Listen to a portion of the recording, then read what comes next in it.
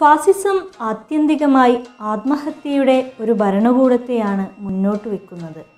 മറ്റ് ഏകാധിപത്യ ഭരണകൂടങ്ങൾ ജനങ്ങളുടെ സ്വാതന്ത്ര്യത്തെ ഹനിക്കുന്നു എന്നേയുള്ളൂ. എന്നാൽ ഫാസിസത്തിൽ ഒരു രാജ്യം അതിൻ്റെ തന്നെ ഉന്മൂലനത്തെ കൊണ്ടുവരുന്നു. ഹിറ്റ്ലർ ജർമ്മൻ ജനതയ്ക്ക് ആഹ്ലാദമണികൾ സമ്മാനിച്ചതിനൊപ്പം മരണവും കൊണ്ടുവന്നു.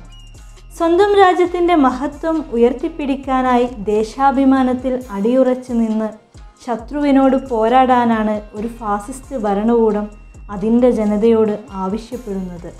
തങ്ങൾ നശിപ്പിക്കപ്പെട്ടാൽ കൂടി മാതൃരാജ്യത്തിൻ്റെ അഭിമാനത്തെ മറ്റെല്ലാ രാഷ്ട്രങ്ങൾക്കും മേലെ ഉയർത്താനായി അതിൻ്റെ വീരപരാക്രമ ഗാഥ പാടി അതിൽ അഭിരമിക്കുക.